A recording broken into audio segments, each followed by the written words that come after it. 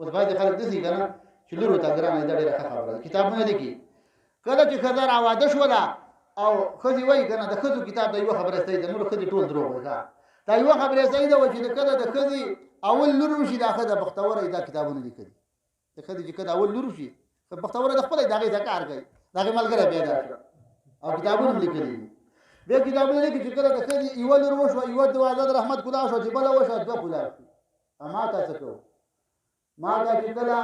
جنۍ وشي که نه او بابا ته پته ولګي د جنۍ شوي بابا دومره خفه دی که نه چې د حضرت علي په توره باندې بیا د بدن نه نه راځي خفه دی جنۍ شوي ده او چې کله ورته جومات نه روان دی او مسیح له ورشي چې بابا هلک شوی دی بابا په بریتو کې بیا خاندي ښه دومره خوشحاله وي چې ډېر سخت خوشحاله ولې هلک شوی دی او هلک څه کوي او د یو ځای پروګرام ته تللی ما ویل زموږ د 14 جماعتونو نه بېټرېانې پټې کړلې د 14 جماعتونو نه نو چې کله بچي له تربیت ورنکړي بیا جماعتونه بېټرېانې پټوي نه بچو له تربیت ورکړي تربیت نو برای کرام د نبی کریم صلی الله علیه وسلم دوه نسیو د لور طرفه حسن حسین دا بیمار شو چې کله بیمار شو ابو بکر صدیق حضرت علی ته ویل نظر من نظر دا بچی خو دې ښه ویل صحیح ده که بچی مې ښه شو نو زه به 3 ورځې روژې نیسم الله مې بچی ښه کړ فاطمې بي ویل زه به هم نیسم 3 ورځې یوه ویندې وه هغې ویل زه به هم 3 ورځې روژې نیسم حسن وایي زه هم نیسم حسین دې دواړو ویل رضی الله عنهم موږ به 3 ورځې روژې نیسو الله تعالی ول صحت ورکړ چې کله روغ شو کله دا کیسه په مکه شته ده چې کله سړی بیمار شي کنه او یا غریبي او یا روزګار نه نو بس دې په مولانم ګرځي کله ته دغه نم دعوت کوي کرام لګي کنه او چې خدای پاک زما دا بیړه روانه دي کله لګرو شمه او یا لکه بچی می چې ته سعودي ته لاړ شي لکشي او کله وي وګد منځ او غلی منځ او کله وي غاټه روزه او کله وي واړه روزه او کله وي بونډي روزه او کله وي لنډي روزه وایي مسله نیولې ده کنه او چې کله صحت ولا الله ورکی او بچی شي نه به نه لنډي روزه ستانه وړه ته نه غاټه ستانه نه بونډي ستانه اوس کار وښ کړ نو چې کله دا حسن او حسین زموږ ځان روغ شو د بیماری نه اوس یې موږ په واده کړې روزي بنیسو روزي شروع کړې 15 کسان دي حضرت علی رضی الله عنه فاطمه حسن حسین او وینده حضور جماعت حسن په دغه علاقه کې په ګاوند کې یو يهودي شمعون نومیو حضرت علی لاړ ویل لکه من کور روزه نیسو او مال وربشي راکا نو فاعطاه 3 اسود 3 ساعه 3 پیمانه د 3 پیمانه تقریبا 3 سیره وربشي جوړي وربشي کړو او چیرته کې بوله امام قرطبی لیکي فوضع فی ناحیه بیته د کوټي په ګوټ کې واچولې ساده زندگی وکړه اوس کو ټول ارث شیرین بس ډول دی شینګار دی د کوټي په ګوټ کې هودلې یو پیمانه درنیم سره ورپه دي فاطمه بیره واخته فتحنته واخبزته هغه وربشي په میچن باندې وړکلې واخبزته روټي دی په هغه روټي دا کان ګور روټي نه پیژنې ما بیګا یو پروګرام وروټه مې خوړل د 15 کاله پس مې لګو خوړل دومره شانتي راکړه چې دا په ونه ونه لیدل 15 کاله پس مې لګا شانتي راوړل 15 نه وایي نو په روټي چې بهر د 15 خمسه اقراص اولې څو کله په میچن وکړه فاطمه بیبي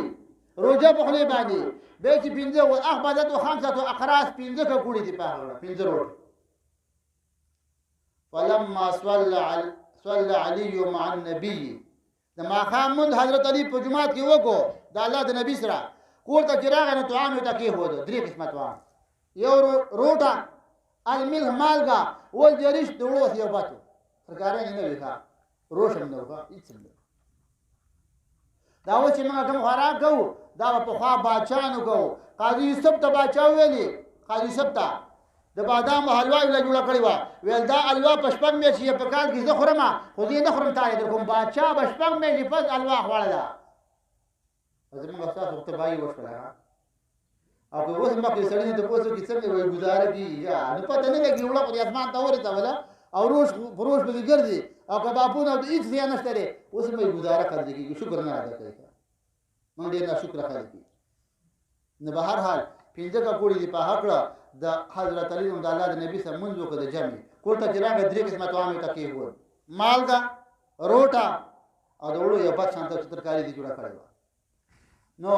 فجاء مسكين فوقف في الباب یو مسکین راغی یو فقیر کتابونه لیکي د هر شي لپاره چابي ده د جماعت چابي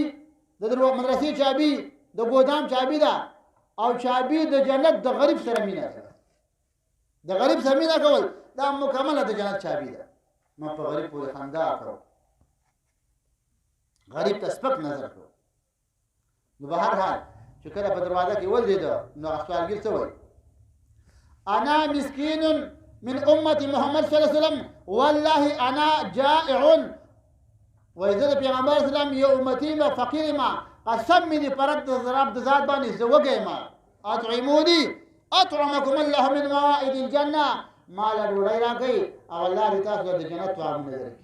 که سوالګر وکړه اوس سوالګرم د سیدې چې الله دې پر رحم وکړي او هغه څوک چې ورکوي هغه هم د سیدې چې نه دین نه دا خبر دی نه هغه خبر دی دا وایي د پنجابیانو یو مړیو پنجابیانو ا د کور نه چې راوتلې ګندو بنې پاکه کې لمبو چا وته وی چې لګه پاکو بو باندې ولمبو هغه ول پانی بي پلیته مرده بي پلیته ویل دا د مړی دی دین اول ګونه بغیر نه پاکيږي دا په دین اول بوخه پاکي نو ورکون کې هم د دې دین نه خبر اخی څون کې هم نه خبر نو ول قسم په خوده چې زه ډیر وګم ما له تو عام راکې او الله دې تاسو له د جنت توامونه درکې مسله دا ده یو چې کله منګه د چا دروازې ته ودرېږو موږ ته اصول نه معلوم دروازې له چې ورلې دروازه به په نوک ټکې په نوک او دروازې یو طرف ته به ودرېږي د الله نبی له چې کله دوه قسمه خلک یو باندې چینو او یو د بازار والو نو باندې چین به چې ویل یا محمد اخرج ویل محمد راوځه د غیر خلکو کنه او چې د بازار والا خلکو خیر او بنو کې بناسه د الله نبی خپل راوود یو صحابي ته आवाज وکړو د الله نبی ګیره منځوله ګیره منځوله بیبي ته وای د الله نبی خلک ته بار ناری وای ته ګیره ګمن دی وای ګیره ګمن نه کوم نو بار بار چې ګیره مزګه بګي وای چې الله تعالی رااله ګوره دا مون دین نه دی دوی وادي چې مون کومه مون دین دی ته وای چې ته ار مساله د حال امر پیژنې یو سړی دی مثلا تا ته ټلیفون وکړو ټلیفون دی په تر کوزه خو نه الکه دا ولې ته چې ودای ما ها یو سړی ته دیوار وټکاو ابه د خځې आवाज کی پلانکې تر وې راوځه او یا 13 غټه راوخلی دا ور ولوي دا سړی توب دی په کاردار کې ته ور وټکې لږ صبر وکړه به یو ګټ کې نه لګندازي طرف ته شه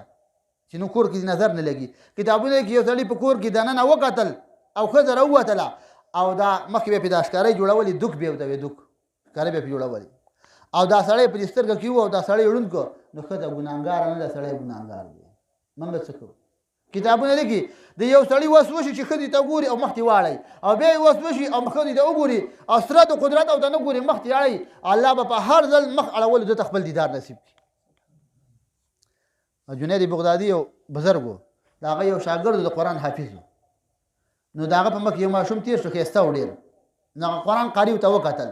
چې ته وی قتل اپیر ته ویل ورسیب دا په جهنم نزي لکه دا خو د کافر بچی دی خو ماشوم دی ویل تا وکړه ویل ویل دا په خوان به پوښ هغه قاری د قران یو د کافر بچی ته وکتل د مینې په نظر باندې کتابونه لري الله ته قران یې ورکو موږ تاسو په بازارونو کې چې خدي ګرځي څوک ځان له مسلې ګوري وای دا خو خره دا خو ته قتل کې ګناه نشته دا لکم مذهب دی دا لکم دین دی نو نظر دا جرم دی جرم نو به هر حال هغه کس وجه زه یتیم ما زما په حال باندې رحم وکي نو هغه پنځه کوړی را واخیسه او یتیم له ورته مسکین له ورته مسکین لاړ دی خالص یو بوس کړي سبا ورته شولا فاطمه بیبي به پاسې دلا د الله د نبی لورو د دل ټوکلا د الله نبی کا بچراله د الله نبی به ته پاسې د خپل به کړه ځان ته به کینه ولا د الله نبی به کړه د فاطمه بي کا ورغه ابو ته پاسې دلا او د الله نبی تندې به خپل ور په لور په ځکه فرق شته چې کله مل شي کنه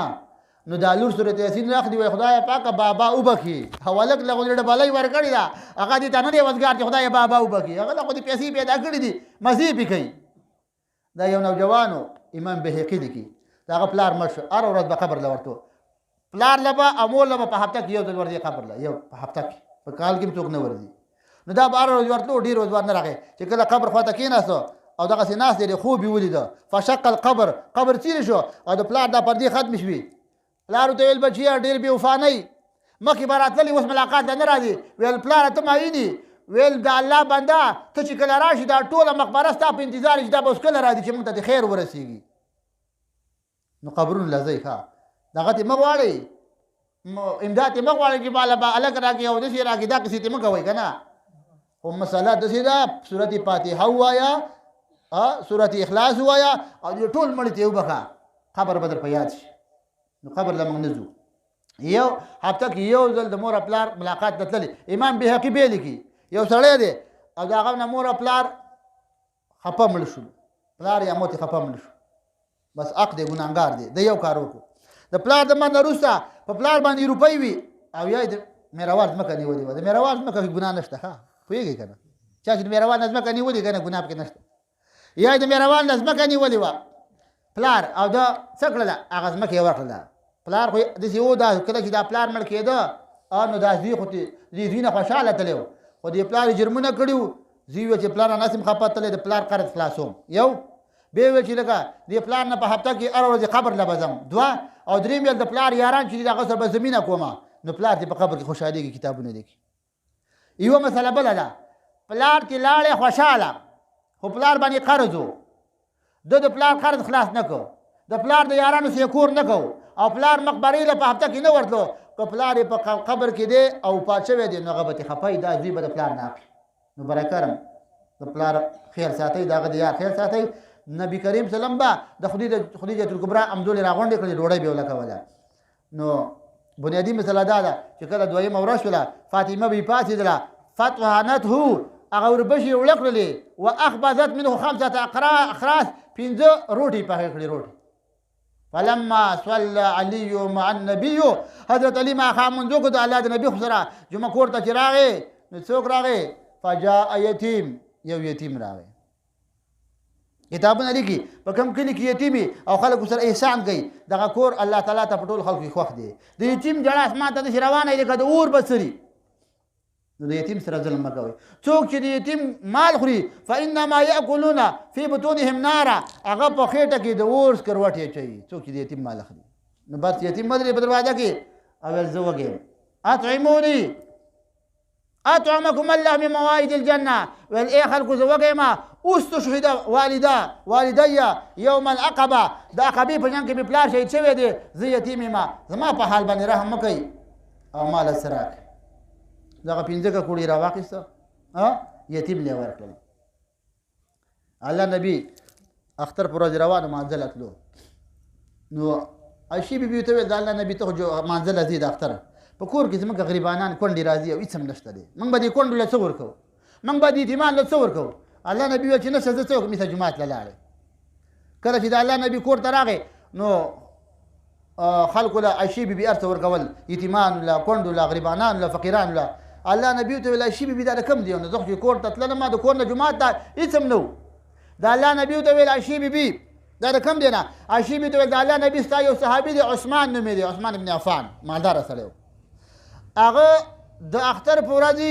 هرې بیبي ته یو بار کړی اوښ کېښود یو بار کړی اوښ د سامان ډک موږ تاسو نه دی ماښام کې چې څه راوړو که نه روژه ماتې کي او یا د اختر په ورځ راوړو صرف خپل کور ته راوړو په خطا کې داسې نه کوو چې یا د کونډې که ورشه یا د یتیم که ورشه یو غریب دی او دا یو شاپر ولور او تش نفلونه کوو د نفلونو ټاپواني کا نفل ښه شی دی خو لږه په جب باندې لړمان مه کېنوه لکه چې د خپل یې وخوري څه خبره ده خو چې بل یې ورکړي په دې کې ډېره پیاده ده نو به هر حال چې کله د الله نبي دا پروګرام ولیده نو دعا یې وکړه اللهم سهل الحساب علی الرحمن یا رحمان سهل الحساب علی العثمان خدای پاک د عثمان سره د رحم معامله وکړي کله چې ورځ د قیامت چې کتابونه لیکي او عثمان رضی الله عنه حساب ته راشي الله به عثمان تاسو حساب نه کومه د الله نبي تا ته دعا کړې وه په دنیا کې نو د یتیمانو قدر به کوو یتیم به چې د الله د نبي کوره موږ څه یي وږي ماله څه راکوي هغه 15 واڼه وظیفې روټۍ راواخیستې وله ورکړلې بیا یې روژه ماته کړه په اوبو باندې خالص الماء القرى په اوبو باندې روژه ماته کړله هر څه هغه یتیم یې وړله درېیمه شپه شوله چې درېیمه ورځ شوله که ده فلما صلى علي مع النبي فاطمې بیا داسې یو کار وکړو پاڅېدله فطحنته هغه وړې په میچن باندې وړه کړله 3.5 چیره فاخبزت منه 5 اقراص 15 روټۍ پخې کړې 15 فلما صلى علي مع النبي حضرت علي چې کله منځ وکړو رضی الله عنه د الله د نبي سره د جومات ته کوت راغی او زه به اوس روژه ماتوم او درېیمه شپه ده په دغه وخت کې څوک راځي سوالګر څه دی خیال دی چې څه د سره د الله نبي نه صحابي الله نبي صحابه ته ویل ښه سړی څوک دی ویل ښه سړی هغه چې مالدار یې خلکو له څه ورکوي نه دې ته پوښتنه کوم نو ویل ښه سړی څوک دی صحابه وایي د الله نبي موږ نه پوهېږو ویل ښه سړی هغه دی چې د هغه سره څه ځان یې ساتلي خپل بچو له وږي او هغه بل چاله ورکړي دغه ښه سړی دی د موسی علیه السلام د الله نه تپوس وکړه به این ابغیکه چېرته دي زه وګورم ته به چېرته یې الله ورته موسی علیه السلام عند منکسرة القلوب د یو سړي زړه درمند دی پریشان حاله دی وږی دی مجبوره دی د هغه مدد وکړه الله وایي زه به دې مدد کوم موږ او تاسو د کې ورکوو چې ښې کته وارته وو نو به هر حال په درېیمه شپه په درېیمه ورځ باندې کله چې فاطمې بیبي په میچن باندې وړه راوړله کړه په میچن یې راوړله کړه مېلمه راشي دیوال نه به یې غلول ډېر نه دا و یو سړی و او د ښځې سره لږ جنګ راغی کله کله جنګ راځي د الله نبي به کله د عایشې بیبي سم جنګ راغی ښه نو چې کله به جنګ راغی د الله نبي ته وایي عایشې بیبي چې ته کله ما ته زما نه خوشحاله یې ما ته پته لګي چې نه خفه مې وایي څرنګه وایي ته چې کله خوشحاله یې نو ته وایې زما دې په رب د محمد قسمي او چې کله زما نه خفه وي زما دې په رب د ابراهیم قسمي بیا زما نوم نه اخلي نو دا کیسې کله راځي نو نبی کریم صلی الله علیه وسلم یو ځل د عایشې بیبي سره لانجه راغله ابوبکر صدیق راغی رسي چې کله راغی د الله نبي وایي عایشې بیبي دا ستا پلار دی زما سخر دی فیصله به دا وکړي ودې کړي خو عایشې بیبي ته ویل د الله نبي دا خپله خبره مه ته وکړه او دا زما مه ته وکړه خو یو ټکي لږ خطرناک وي ویل داسې نه چې دا خپله ویل لږه سم یې وکړه لږه ټیک یې وکړه داسې نه چې دا خپله خبره غوړه زیړه وکړي او دا زما اخوا دې خوا وکړي ابوبکر صدیق خو د الله د نبي یارو عایشې بیبي له څپېړه وکړه خپلې لور ده د الله نبي ویل دا دې ولې عایشه وواله ویل د الله نبي د اخر ټکی غلط وي چې غواړه زړه د خپله خبره به غواړه زیړه وکړي د الله نبي خپله به ستا به بیکاره وکړي د الله نبي بې انصافي کوي نو سړي او د ښځې جنګ راغی چې جنګ راغی په دې کې یو مېلمه راغی چې مېلمه راغی دې سړي ورته ویل زما ستا خو کور دی کله به لانجه او کله به جاښی مېلمه راغی چې ډوډۍ وله وکړه غم تربوره ښه وه ویل په طالب یې رانه ونه وایي نو سړي ویل چې خدایه پاکه داسې په جاښه کې رالمه ګوره اصل خبره دا ده کتابونه لیکي چې کله ته یو هلک له واده کې که نه نو څلور خبرې به یادې ساتي یو چې کومه جنۍ ولکې نو دا جنۍ به د هلک نه په باډۍ کې غټه نه وي جنۍ یو لویه بلا ده او هلک ډېر ګوټ دی خبرې مني په مرۍ به یو له ګوتې ایږي په یو ځای کې وایي داسې چل شوی دی یو ښځې په سړي باندې راپورټ وکړو چا ورته وویل چې د خدای نیکې بندې دا خو د خاوند دی دا راپورټ یې پرې ولې کړی ویل دا د شپې خرېږي دا شی د شپې خرېږي چې شپې وده کېدلی که نه یا په ډاډه څملی خبره خطرناکه ده اوس خبت هم د بل چا دی که نه او یا روشه ډېر په خوله لګوئ غریبه څه کوئ هغه کوئ که نه نو چې په ښځه سړي باندې راپورټ کوئ چې دا شی د شپې غرېږي نو یا به دا سړی به په باډۍ کې قوي ښځه به کمزوري یو دا هلک به د ښځې نه مشري ښځه به ترې مشره نه وي چې ښځه د 20 کالو دا هلک د 12 کالو دی خبرې مني یو دا هلک به مالدار وي ښځه به غریب وي یو دا هلک به په قبیله کې د زورور وي ښځه به څه وي ښځه به لږه کمزوري نو خو ناقصه بوټی دی که لږه پرې زورور او بیا ته خاوند نه وایي ښه نو چې خاوند ته نه وي خو آخرت هم خراب دی دنیا هم خرابه ده نو به هر حال سړي خو وایي چې ښځه خبره نه مني د ګاونډي که لاړی وي بوډۍ ښځې وکتله ویل مېلمه راغلی دی ښځه مې ناجوړه ده راشه پخلی وله وکړه ښځې چې کله د کور نه ښځې چې سوچ وکړو چې دا خو د غلط کار وکړو او دا د خاوند دی او مېلمه هم شریک مېلمه دی ویل پاڅېږم توکل په الله لږ څه وله پخوم چې کله کندوله ورتله غنم یې ترې راخېستله نو د کندو ته یو سړی ناست دی ښایسته و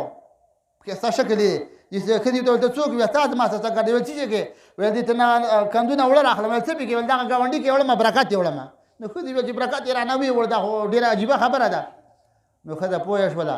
چې لکه برکت هم رانه وړي خو خاوند چې کله راغی خاوند ته ویل زما دې توبه وي زه به بیا داسې نه کوم د مېلمه څخه خپل برکت نو به هر حال نو په درېیمه شپه باندې فاطمې بیسته چل وکړو